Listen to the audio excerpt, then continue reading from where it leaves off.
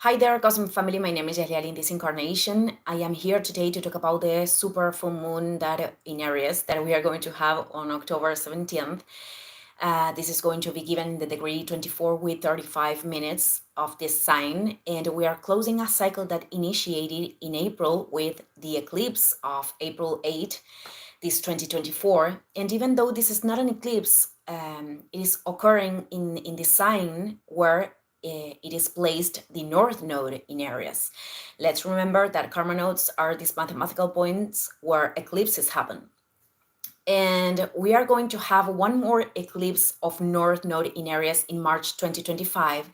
And that is the last one that we are going to experiment. We are closing the series of learnings linked with these karma nodes in these positions, North Node in Aries, South Node in Libra, until in 18 years we are going to experiment the return, this energy again. In 9 years, karma nodes return to these signs, but in an inverse way.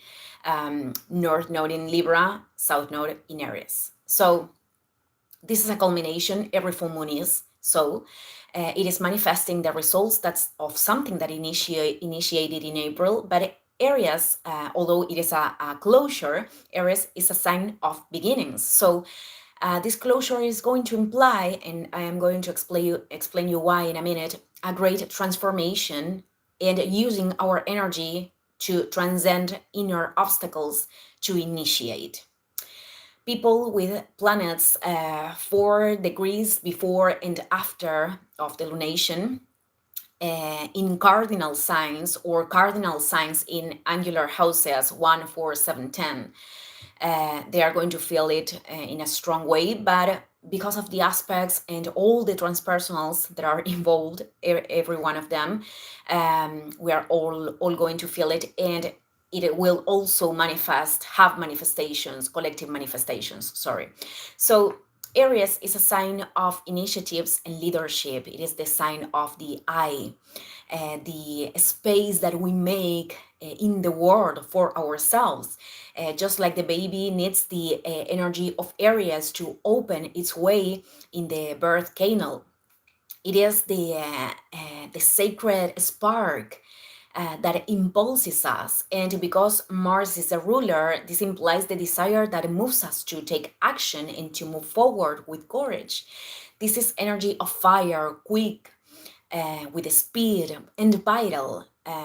Because I'm saying this because many times I talk about reactivity in its shadow aspect, but reactivity could be something very necessary at certain moments of life. For example, if a person it is about to be, impacted by a car, and someone else is reacting and pushing that person in time, well, that is very, very necessary. But in its shadow, the energy of Aries, it is initiating, but it doesn't sustain in time. It could be very impatient, aggressive, or even violent.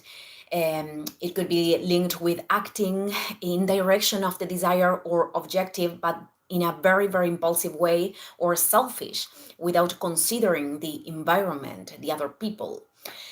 So principal aspects of this lunation, it is going to be given in conjunction with Chiron in Aries, and I talked about a lot about Chiron in the last videos because we are experimenting this week a lot of tensions with Chiron. And a grand cross or grand square, it is called, which is a configuration that is going to be given by the Sun in Libra, Moon in Aries. There is no full moon in Aries without Sun in Libra. Mars in Cancer, that is in the degree 22 with 55 minutes, and Pluto in Capricorn in the degree 29. Already direct in an anaretic degree, which is a degree that impulses us to acquire, a mastery about this energy. It is ending something. So this configuration could be very, very explosive in this way because an opposition, Mars and Pluto, is an aspect very, very tense. And it is going to be active until for a lot of time because Mars is going to retrograde. So the manifestations of the full moon are things that we are going to review later in the retrogradation of Mars. This grand cross, that, as I said, it is conformed by squares and oppositions, all tense aspects. It is facing us with having to make like challenging movements, brave, brave actions to transcend blockages and situations that could be very, very uncomfortable too, that are pushing us precisely. They are happening with the purpose of pushing us forward. This is cardinal energy. So in first place, all this week we are going to experiment, we are going to see that imbalance, that wound linked with Chiron that hurts, the rejection, the abandonment, not feeling seen, not feeling heard, whatever thing it is, we are going to see this the whole week.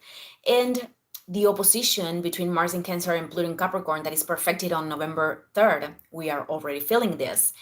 It is active, creating squares with the Sun in Libra, with the Moon in Aries, and every full moon, it is a moment of illumination, of revelation. It is bringing to light processes that were in the shadows, in the depths. That is Pluto.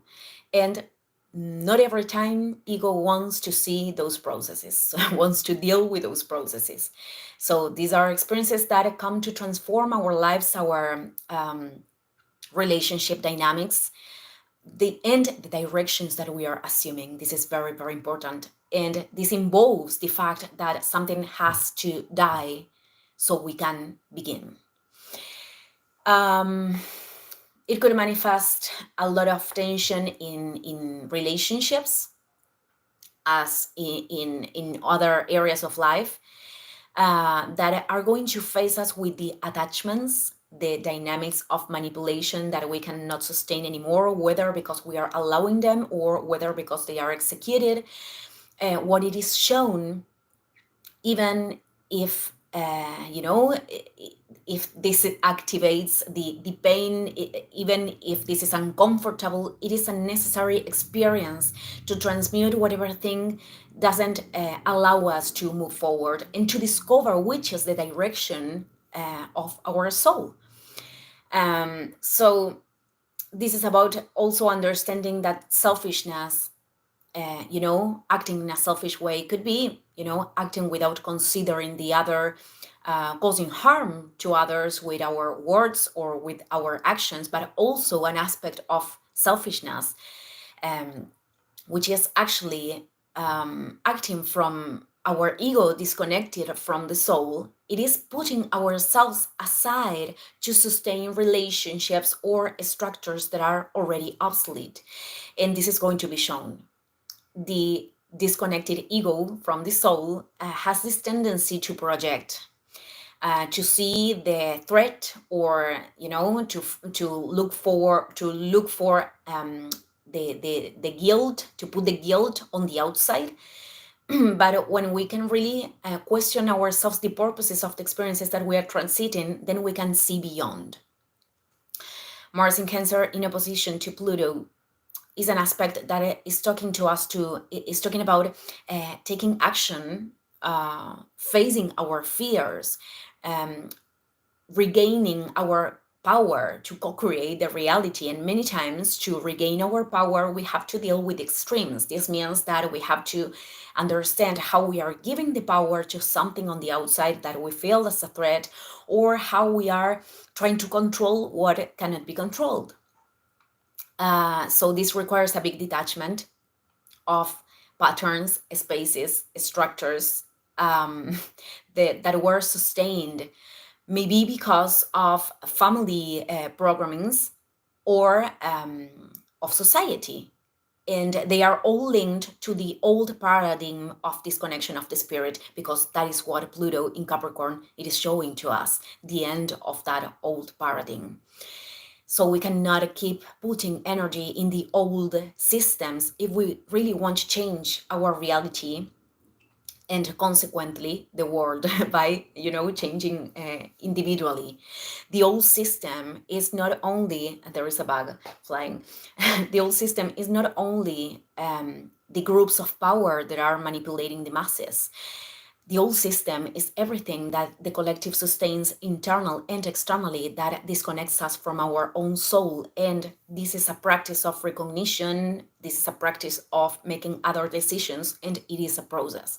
So the primary emotion, it is anger. This is going to be very, very, very present, very associated to the energy of Aries. So we have to find ways, tools to manage it, to liberate it also. And it is important to observe what is that anger showing to us, and observing if we are, feeding it, because that's why it persists. And this applies to everything that we give attention and energy. Other key is to decide from our center. With this, I mean that we could have the tendency to make decisions that are very, very impulsive and that are not contributing with our experience. Or the other polarity, it is the resistance that are created because one doesn't want to let go of what is necessary to let go of to move forward. So these are the polarities, and it is our decision how much we want to deal with those resistances. Resistances is equal to suffering many times. And well, it is part of the process. In the collective level, I'm not going to talk about a lot of this, but it could be a little bit chaotic. I mean, this could intensify the conflicts, the violence. There are situations that are, there could be an explosion. Well, Aries, it is about fire and arms, but we have to remember that the more that we put light, we bring light to our own processes in the individual level, then we are collaborating with the collective, with the macro level. By being more conscious, aware of what we are going through in the present moment. Then Mars in Cancer, it is very, very important because it is the ruler of this event, and it is in the sign of the moon, and the moon is in Aries. So they have an energetical exchange that collaborates even their intention. And beyond that, Mars in Cancer, it is participating. This is the good part. Everything is good, but well, many times uncomfortable aspects could be challenging. So Mars is participating of two cosmic kites. These are configurations, big configurations that involve planets. So the first one has the focal point in Pluto in Capricorn, making this opposition with Mars in Cancer making trines with Venus in Scorpio and Neptune in Pisces. Venus in Scorpio is going to stay in the degree 29 of Scorpio too. The other cosmic kite, I'm going to do the introduction of this. It is the focal point in Uranus in Taurus, making the opposition with Venus in Scorpio, and making trines with Mars in Cancer and Neptune in Pisces. So these configurations have a lot of fluid aspects, except for the oppositions. So they are telling us that if we can align ourselves with our desires of the soul, if we can recognize them in the present moment, Venus in Scorpio, and we assume decisions in that direction, Mars in Cancer, going through the change, Uranus in Taurus, and the transformation, Pluto in Capricorn, there are big opportunities, manifestations and situations that are going to sustain us to finally descend, or to act in our highest purposes. So these are wonderful aspects, big opportunities. It has a lot of tensions, but a lot of fluid aspects too. There is a grand trine of water, and if you saw the video of the eclipse, the Libra eclipse, there was a grand trine of water too. But in that case, they were participating Mars in Cancer, Venus in Scorpio, and Saturn retrograde in Pisces. So a grand trine is a configuration with all fluid aspects, and the energy was flowing when we assumed the responsibility, we put the healthy boundaries, and even fruits could be shown at that time of things that we have invested energy and efforts. But right now, the configuration it is given with Mars in Cancer, Venus in Scorpio, and Neptune retrograde in Pisces, which means that to move forward in here, it is a key to listen to our intuition, to surrender to that inner guidance, to let go of control, which can be challenging, which can be challenging, sorry, with Pluto. And life itself, it is going to show us the way that lead us to co-create the greatest dreams. But we have to understand that the way, it is not always in the forms that the ego wants. Many times it is not that the manifestations are not possible. Many times it is not the forms that the ego wants to impose. At last, Chiron in Aries, it is making this sextile with Jupiter retrograde in Gemini. And this is an aspect to resignify the wounds and finding a sense, a more amplified sense that help us to expand ourselves internally. And because both of them are retrograde, in fact. And then we have Venus in Scorpio making this sextile with Pluto in Capricorn, which is an aspect of much intensity and passion in a fluid way too, that we can use to approach whatever thing we want to co-create.